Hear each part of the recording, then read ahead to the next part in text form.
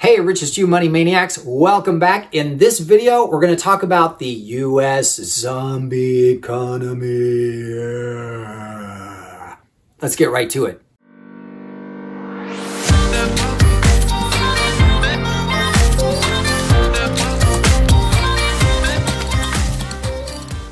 Hey, Richest you money maniacs, welcome back. Tom coming at you. In this video, I want to talk about a video I saw by George Gammon and how brilliant that man is. He's just incredibly smart because he's actually able to take really complex ideas and boil them down to really simple whiteboard illustrations, basically, and explanations. Super complex financial information.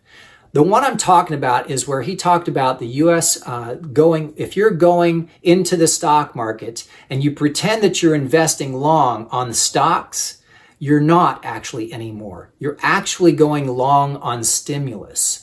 And actually, I saw a video today from his show, Rebel Capitalist, where there's actually even movement that you're not really going long on stimulus anymore because stimulus doesn't seem to move the market anymore. Things are getting so bad that even the US government or the Federal Reserve just throwing trillions of dollars at the market doesn't make a difference. See, this is where the natural pressures of the market start to kick in. And this is what you're going to see. A lot of hyperinflation, silver and gold skyrocketing in price. But what I want to talk about here is the idea that the zombie economy. What does that mean? What is a zombie economy? Well, ask Venezuela.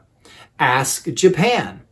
There's so many central bank run countries around the world that have moved closer and closer to socialism or communism, or even have done it all the way, like China or Russia for that matter, and been through it and back, that are perfect examples of what happens when you start to do that. When you start to allow the government to be the largest part of the GDP, right? The gross domestic product for the United States. Most of the gross domestic product used to be the private sector, private businesses, private individuals, entrepreneurs, citizens, creating and exchanging value and services and products and goods in the country or even with internationally. That business was counted too. So the gross domestic product actually gets counted all in together also with what the government is spending. But nowadays what you have is a government that's so big, city, county, state, federal governments, so big and spending so much that they make up more than 50%. I think it's around 60%. In fact, we'll check that for you and put it on the screen and show you what the actual GDP for the United States of America is at the time of this filming. So now that you understand that the GDP involves both private sector, which is people actually creating value, and government spending, which is the government taking value from the people who create it and redistributing it to their friends. Because remember, the government doesn't create value. It only takes and then redistributes. And we all know what happens at the redistribution time. Ask BlackRock. If you're friends with a politician, well, you're set up, you're good. But if you're not, if you're just the average taxpayer who's getting taxed for 3/4 of the year, well, you're just going to get maybe $1,200 in a check once in your lifetime. That's about it. So if that's the case, you know that government doesn't create value, and more of the gross domestic product becomes the GDP from the government, more and more of the government becomes the GDP. What you have there is a machine or an entity that's eating itself. That's called a zombie, or it's called leprosy. It's a diseased economy. It's eating itself. Because remember, the government doesn't create value. It only takes and redistributes. It only takes from its own citizens, from its own flesh, and redistributes. And that redistribution is extremely uneven. Look at military contracts. So here's the notion. Is the U.S. a zombie economy and how, as a money maniac who's trying to actually master their finances, how do you take advantage of it or just basically avoid it? So there's a first couple things you got to do. A zombie economy, look at Venezuela, right?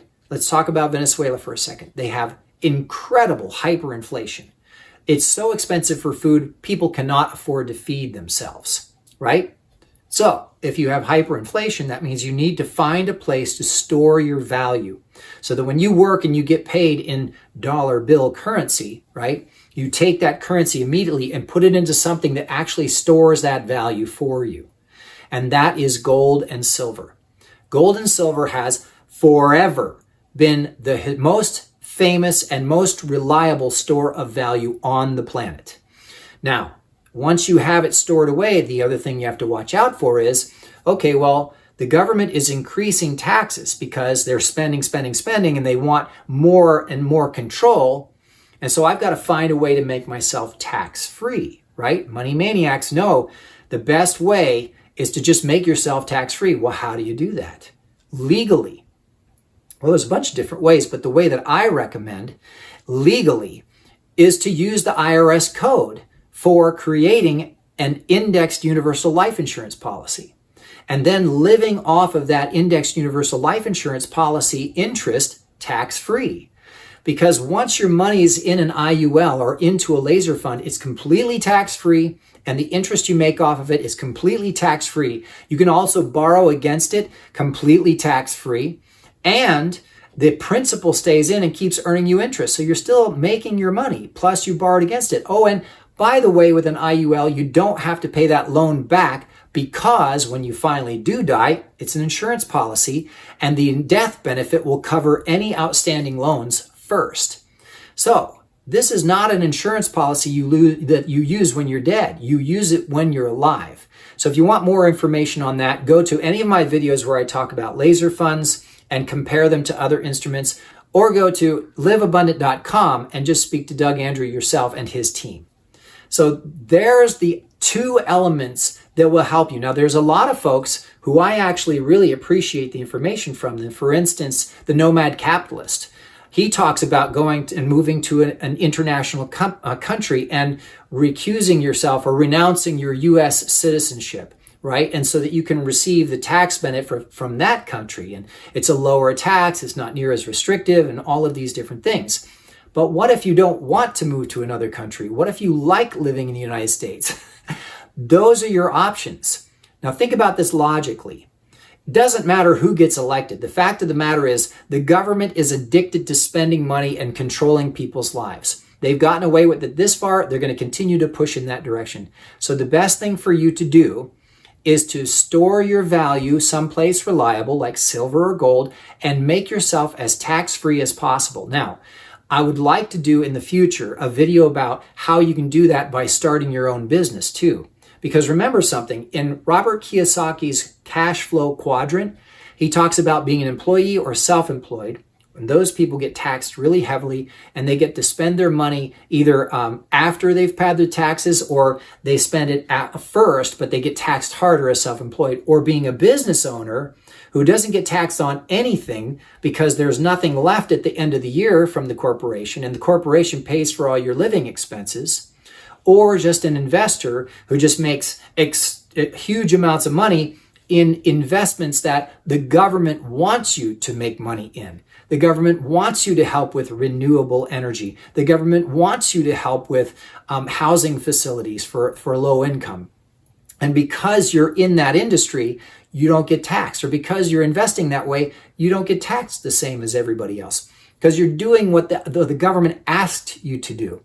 See, there's all kinds of ways to do that. The simplest, though, and the one I'd like to emphasize as a final summary for this video, is that you need to store your value in gold and silver, and you need to become tax-free, I would suggest, by using indexed universal life insurance policies. There are other ways, and some are more complicated and some aren't, but those are three things that you can do right away, very easily and very inexpensively, to make sure you're moving in the direction of preparing for all of these big taxes that are coming, all of this big financial control that's coming, all of this oppressive nature of government increasing, because it's going to increase. It's just going to get worse.